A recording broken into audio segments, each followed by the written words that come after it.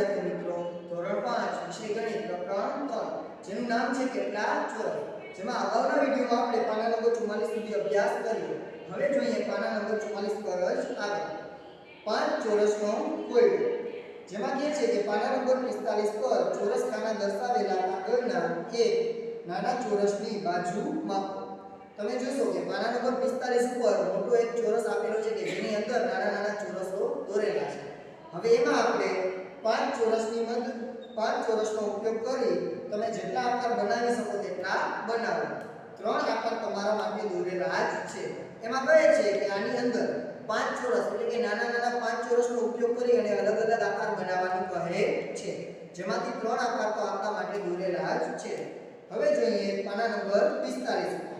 તમે અલગ અલગ કેટલા આકારો દોરી શકો, એટલે કે પ્રશ્ન પૂછે છે કે આપણે પાંચ ચોરસની મદદથી કેટલા આકારો અલગ અલગ દોરી શકીએ, તો એનો જવાબ આવશે 12. આપણે 12 આકાર અલગ અલગ દોરી શકીએ. કયા આકારની પરિમિતિ સૌથી વધારે છે, કેટલી? તો એક આકાર છે કે જેની પરિમિતિ 12 સેમી છે, એટલે કે સૌથી વધુ છે કેટલા સેમી, તો કે 12 સેમી છે, એટલે કે બ માં જવાબ આવશે 12 સેમી.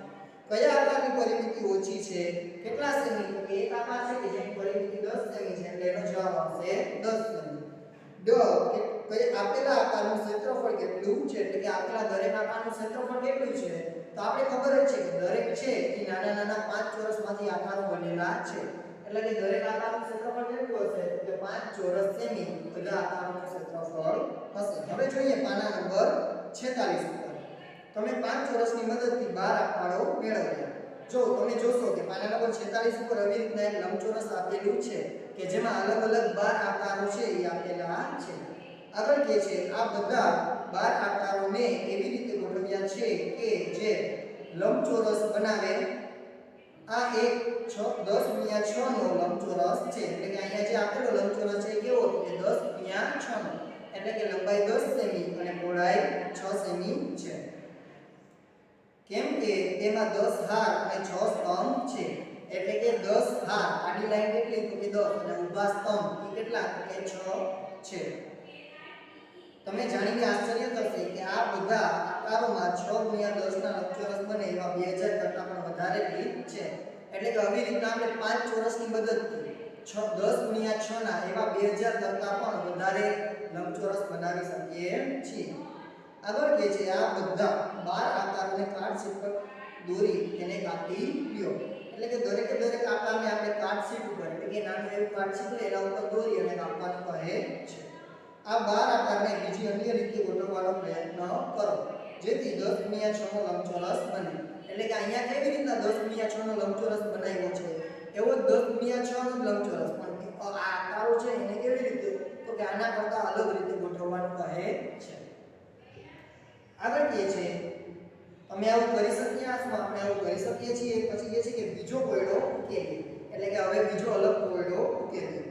તમારે આ બધા 12 આકારોથી 5 * 12 નો લંબચોરસ બનાવવાનો છે.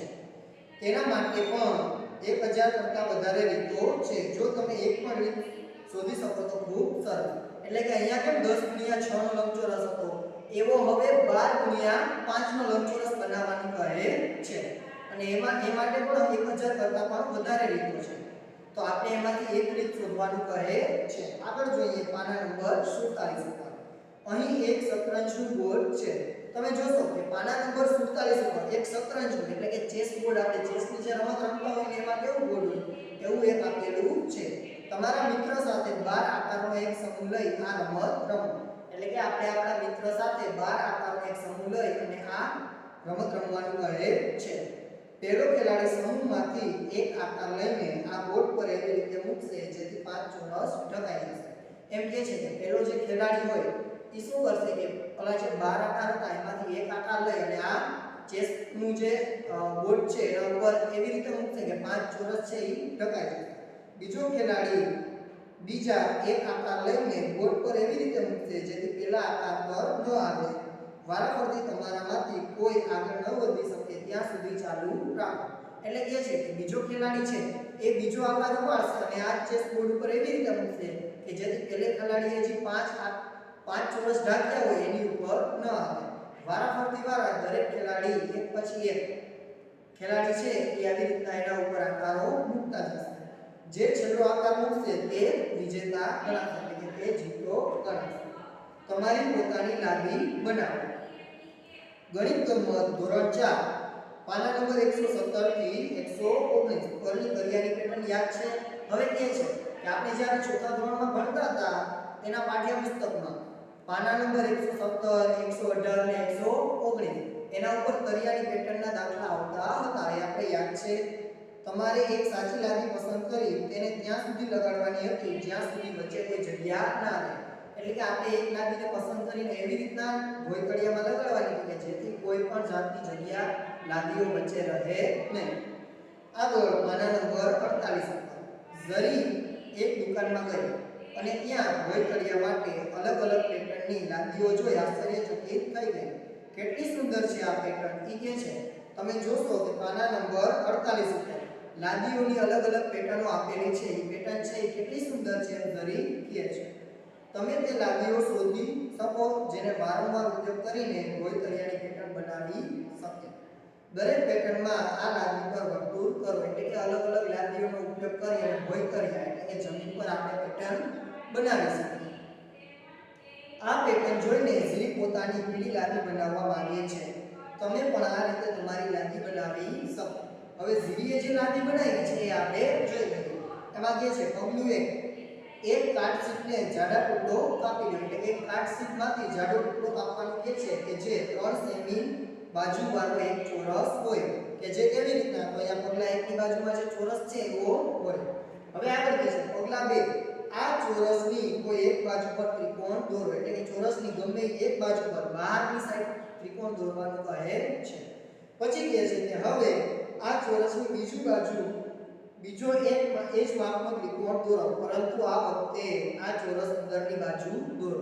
એટલે કહે છે કે આ બીજા પગલામાં જેવો ત્રિકોણ દોર્યો તો એ જ માપનો ત્રિકોણ ત્રીજા પગલામાં દોરવાનું કહે છે. પણ એ કેમાં તો કે લાદીની અંદરની બાજુ દોરવાનું કહે છે. આગળ કહે છે પગલા 4 માંથી કાર્ડશીટમાં આકાર કાપી લ્યો. તમારી લાદી તૈયાર છે, તેનું ક્ષેત્રફળ શોધો, એટલે કે આપણે આ લાદીનું ક્ષેત્રફળ શોધવાનું કહે છે. તો હવે આપણે આ લાદીનું ક્ષેત્રફળ શોધીએ કે લાદીના આકારનું ક્ષેત્રફળ. હવે એમાં 6 આખા ચોરસ રાખે છે. એ લાદી છે કેટલા 6 આખા ચોરસ રાખે, એટલે કે 6 ગુણ્યા 1 કર્યા. પછી એક અડધા કરતા વધારે ચોરસ રાખે, એટલે કે 1 ગુણ્યા 1 કર્યા. અને 4 અડધા ચોરસ રાખે છે, એટલે કે 4 ગુણ્યા 1 ના છેદમાં 2 કરીએ. હવે અહીંયા આપણે ભાગ ગણીએ તો કે 2 2 4 થાય એટલે શું કર્યું 2. અહીંયા આપણે કહ્યું કે 6 એકા 6 1 એકુ 1 અને 2 2 4 એટલે કે 2 6 ને 1 7 7 ને 2 9 એટલે 9 ચોરસ સેમી એક લાદી, એટલે કે ઝરીએ જે લાદી બનાવી એક લાદીનું ક્ષેત્રફળ કેટલું મળ્યું તો કે 9 ચોરસ સેમી ક્ષેત્રફળ મળ્યું. આગળ જોઈએ પાના નંબર એના પછીના પાના નંબર 49 ઉપર તમારી લાદીનો ઉપયોગ કરીને એક પેટર્ન બનાવો, એટલે કે આ લાદીઓનો ઉપયોગ કરી એક પેટર્ન બનાવવાનું કહે છે.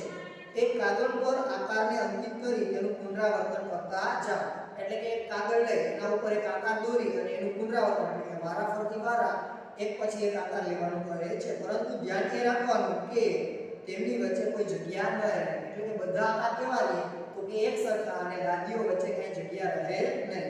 ઝરીએ પોતાની પીળી લાદીથી એક પેટર્ન બનાવી. તમે જોશો કે પાના નંબર 49 ઉપર ઝરીએ બનાવેલી લાદીનું છે એક પેટર્ન તૈયાર થાય છે. હવે એમ કહે છે કે આ જે પેટર્ન બનાવી એનું ક્ષેત્રફળ કેટલું હશે એક લાદીનું, તો આપણે જોઈએ કે એ લાદી પહેલા કેમ પ્રશ્ન કીધો કે તેણે કેટલી લાદીનો ઉપયોગ કર્યો, કે આ એ લાદીઓ ગોઠવી તો એમાં કેટલી લાદીનો ઉપયોગ કર્યો તો એનો જવાબ આવશે 12 લાદીઓનો. એટલે કે મોટી એવી 12 લાદી બનાવી અને પેટર્ન બનાવી છે, એટલે કે 12 લાદી ભેગી કરી અને એ પેટર્ન બનાવી.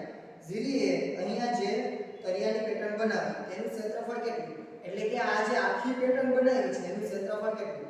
હવે આપણે ખબર છે કે એક નાની લાદી છે એનું ક્ષેત્રફળ 9 ચોરસ સેમી હતું.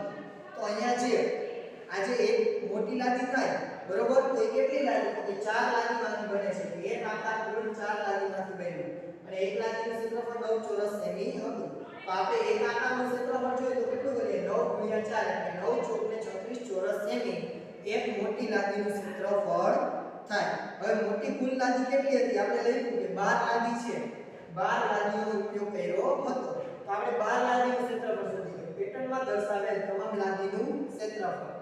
કુલ એક મોટી લાદીનું 36 ચોરસ સેમી અને 12 લાદી છે તો 36 ગુણ્યા 12 એટલે જવાબ મળશે 432 ચોરસ સેમી. એટલે કે આ જે આખી પેટર્ન એ બનાવી એનું ક્ષેત્રફળ કેટલું થયું તો કે 432 ચોરસ સેમી એનું ક્ષેત્રફળ થાય. આગળ કે છે મહાવરો. ઝરીએ બીજી કેટલીક લાદીઓ બનાવવાનો પ્રયત્ન કર્યો. તેણે 2 સેમી બાજુઓ વાળો ચોરસ લઈ નીચે દર્શાવેલ આકાર બનાવ્યો. ધ્યાનથી જુઓ અને શોધો. એમ કહે છે કે આ આકાર છે એ ધ્યાનથી જોઈ અને શોધવાનું કહે છે. હવે એ જો લાદી જે બનાવી એ આપણે જોઈ લઈએ કે આકાર A છે, B છે, C છે અને D છે. એટલે કે 4 અલગ અલગ આકારની એ લાદી બનાવી. હવે એમ કહે છે કે કયો આકાર છે એ તળિયાને ઢાંકશે કે A, B, C અને D એમાંથી કયો આકાર તળિયાને ઢાંકશે? તો આકાર C અને D છે એ તળિયાને બરોબર રીતે ઢાંકી શકશે કે જેથી બે લાદીઓ વચ્ચે કોઈ જગ્યા રહે નહીં. આ આકારની લાદીઓ બનાવો અને તમારી નોટબુકમાં અલગ અલગ ચિત્ર બનાવો. આવી જ રીતના બીજી અલગ અલગ લાદીના ચિત્ર બનાવવાનું આપણને કહે છે. અને છેલ્લે કહે છે કે હવે તમે ચોરસમાંથી તમારી પોતાની નવી લાદી બનાવો. શું તમે એ ત્રિકોણમાંથી બનાવી શકો? પ્રયત્ન કરી જુઓ. એટલે કે આપણે આપણી રીતે અલગ લાદી બનાવવાનું કહે છે. મેં જો અહીંયા એક ત્રિકોણમાંથી લાદી બનાવી છે. જે કીધું પ્રશ્નમાંથી ત્રિકોણમાંથી લાદી બનાવો. ચોરસની અંદર ત્રિકોણ દોરી અને એમાં લાદી બનાવો. હવે અહીંયા આપણે જોશું કે આમ જોઈએ તો આ એક રીતે આડું ચોરસ થઈ ગયું. પણ એને બાજુમાં મૂકતા લાદીની છે પેટર્ન તૈયાર થઈ જાય છે. તમે પણ આવી રીતના તમારી પોતાની ચોરસમાંથી અલગ ડિઝાઇન વાળી લાદી બનાવી શકો છો.